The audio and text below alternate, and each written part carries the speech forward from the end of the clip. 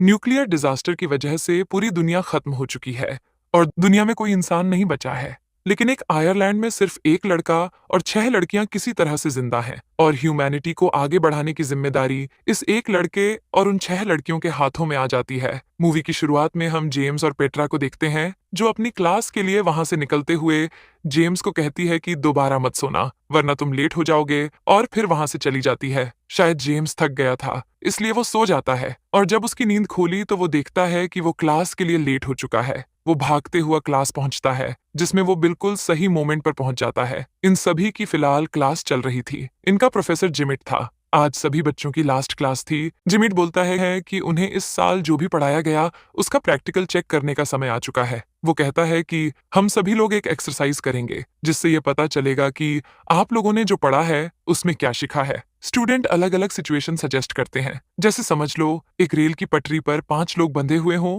और दूसरी पटरी पर एक आदमी बांधा हुआ हो, तो बेहतर है कि ट्रेन को एक आदमी की तरफ बढ़ा दिया जाए क्योंकि 5 लोगों के मरने से बेहतर है कि एक ही मरे। दूसरा कहता है कि सिचुएशन ऐसी भी हो सकती है कि ट्रेन की पटरी के सामने एक बहुत मोटा आदमी खड़ा हो जिसे धक्का देकर गिरा दे तो उसे ट्रेन अपनी पटरी से ही उतार जाएगी जिससे 5 लोगों की जान बच जाएंगे। एक लड़की सिचुएशन सजेस्ट करती है जिसमें वो एक बिल्डिंग से गिरने वाली है और खुद को बचाने के लिए उसने अपने 3 दोस्तों को कांटेक्ट किया। वो तीनों उसे बचाते नहीं क्योंकि उसे बचते हुए वो खुद भी बिल्डिंग से गिर जाएंगे, और जैसे ही वो लड़की बिल्डिंग से नीचे की तरफ गिरती है वह बच जाती है और उसे पता चल जाता है कि अपने इन 3 दोस्तों पर वह कभी भरोसा नहीं कर सकती। इसी तरह की कुछ सिचुएशंस बाकी स्टूडेंट सजेस्ट करते हैं, लेकिन कुछ अलग ही सिचुएशन को डिस्कस करना चाहता है। वह कहता है कि अर्थ पर अपोकेलिप्स आया है जिसमें हर जगह न्यूक्लियर बॉम्ब गिरी जा रही है। बचाने के लिए सिर्फ एक बनकर है जिसमें 1 साल तक टाइम स्पेंड करना होगा।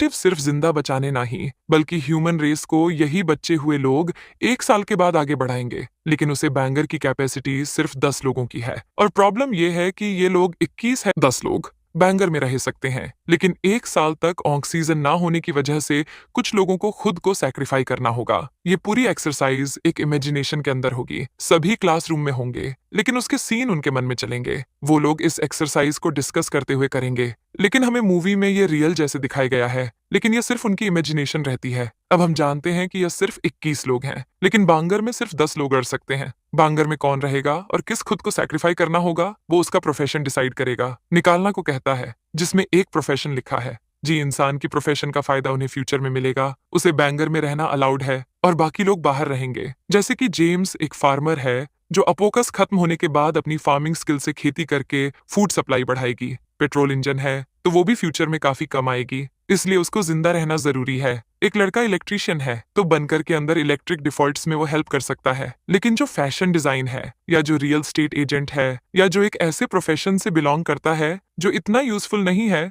उसे बांगर में जान की लास्ट प्रायोरिटी दी जाएगी। एक लड़की का प्रोफेशन तो कवि है तो जीमेल से तुरंत शूट करके मार देता है। लिमिट कहता है कि ये हमारे साथ बांगर में जाएगा नहीं, ये बाहर न्यूक्लियर रेडिएशन से तड़प तड़प कर वैसे भी मर जाएगा, इसलिए बेटर है कि उसे अभी मुक्त कर दिया जाए। फ्रेंड्स, आपको फिर से बताती हूँ कि ये सब रियल में नहीं हो रहा है बल्कि ये सिर्फ एक क्लासरूम डिस्कशन है जिसकी सीन समय दिखाए जा रहे हैं। अब सभी लोग वोट करते हैं कि कौन उनकी प्रोफेशन के बेस पर जान के लिए एलिजिबल है, और डॉक्टर है जिसके लिए सब वोट करते हैं। चिप्स नाम का लड़का एक कारपेंटर है जो बैंगर में जान के लिए एलिजिबल है। आखिर में क्योंकि जिम्मत के पास वाइल्ड गार्डन है इसलिए सभी उसके फीवर में वोट करते हैं, क्योंकि क्या पता उसके पास कोई सीक्रेट इन्फॉर्मेशन हो जिसकी जरूरत उन 10 लोगों को पड़े। अब हमारे पास वो सभी लोग हैं जो अगले साल तक बनकर में रहेंगे और वो लोग हैं जो बनकर के बाहर रहकर न्यूक्लियर बम से खत्म होंगे। जेम्स कहता है कि हम लोगों को बांगर में जाने से पहले कुछ देर के लिए अकेला रहना चाहिए। वो पेट्रा के साथ टाइम स्पेंड कर रहा था कि उस एक गोली चलने की आवाज आई है और वो देखता है कि जिम्मत ने उन सभी लोगों को गोली से मार दिया था जो लोगों को बाहर रहना था। बाकी सभी लोग प्लेन बनाते हैं और बांगर के अंदर पहुंच जाते हैं और लिमिट के वहां पहुंचने से पहले दरवाजा बंद कर देते क्योंकि जिम्मत उनके लिए अब खतरा बन गया था। अब यह सभी लोग बांगर के अंदर अपना काफी टाइम स्पेंड करते। एक दिन पेट्रा बाहर जाकर देखती है कि लिमिट न्यूक्लियर रेडिएशन की वजह से जल चुका था। वह बताता है कि बांगर के एग्जिट पासवर्ड सिर्फ उसे पता है और फिर वो वहीं पर अपना दम तोड़ देता है। जब बाकी सभी को यह बात पता चलती है तो उनमें से एक डोर को खोलना वाली थी, लेकिन बाकी उसको रोकते हुए कहते हैं कि दरवाजा खोलने पर रेडिसन की वजह से सभी मारे जाएंगे। वे सोचते हैं कि जिमिट झूठ बोल रहा है इसलिए वो दरवाजा नहीं खोलना। इसके बाद हम देखते हैं कि महीने बीते चले जाते हैं और लिमिट की बॉडी टाइम के साथ साथ डिकम्पोज होती चली जाती है। फाइनली जब 1 साल पूरा होता है तो अर्थ खुद को दोबारा रिकवर कर चुका था, लेकिन जब यह सभी लोग बांगर से बाहर निकालने की कोशिश करते हैं तो वो पासपोर्ट मांगता है, यानी कि लिमिट सच बोल रहा था। लेकिन यह लोग हार नहीं मानते और अलग अलग तरह से दरवाजे को तोड़ने की कोशिश करते हैं, गोलियां चलाते हैं, रोड से मारते हैं, लेकिन दरवाजा खुलता नहीं। कुछ दिन बाद कुछ लोग अपनी जान दे देता है और जो बचते वो ऑक्सीजन खत्म होने की वजह से मर जाते हैं।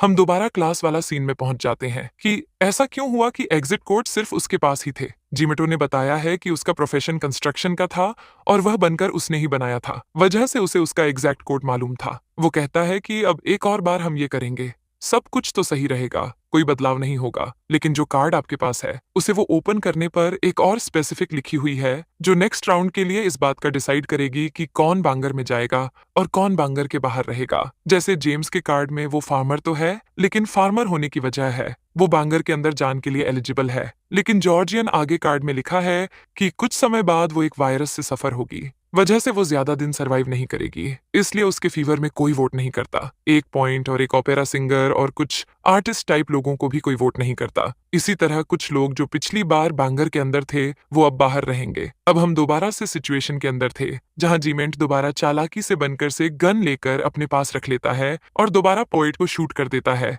वो लोग अलग अलग रूप में डिवाइड हो जाते, एक तरफ वो लोग जो बैंगर के अंदर जाएंगे और दूसरी तरफ वो लोग जो बनकर के बाहर ही रहेंगे। जॉर्जिया जीमेंट से कर की चाबी मांगती है और बाकी लोगों के साथ वहां से भागने की कोशिश करती है, लेकिन वो सब लोग न्यूक्लियर धमाके से मारे जाते हैं। जीमेट और बाकी सब बैंगर के अंदर आ चुके थे। पेट्रा रात को देखते हैं कि जेम्स अपने बेड में नहीं है। जब वो उसे ढूंढते हुए बाहर जाती है तो वो देखते हैं कि जेम्स जैक नाम के लड़के के साथ इंटीमेट हो रही थी। जिम्मट कहता है कि उन सभी लोगों को अब अपने पार्टनर्स के साथ इंटीमेट होना चाहिए जिससे वो लोग बच्चे पैदा कर सके। ह्यूमन स्पीशीज इससे ही आगे बढ़ेगी। सभी लोग इस पर एग्री होते हैं। सभी लड़कियां अपने पार्टनर के साथ करते हैं, लेकिन पेट्रा को उसे जीमेंट को पार्टनर बनाने के लिए कहा जाता है और पेट्रा भी मान जाती है और लिमिट के साथ जाती है। जेम्स शॉक हो जाता है और उसे रोकने की कोशिश करता है, मगर खुद वो भी किसी और के साथ इंटीमेट हुआ था। ऐसे ही कई दिन बीत जाते हैं जब सभी अपने पार्टनर्स के साथ इंटीमेट होते हैं, लेकिन अब तक कोई प्रेग्नेंट नहीं हुआ। इसलिए जिमिट एक ऐसा पॉइंट रखता है जिससे सब ईरान और परेशान हो जाते। वो कहता है कि अब हर लड़की के साथ इंटीमेट होगी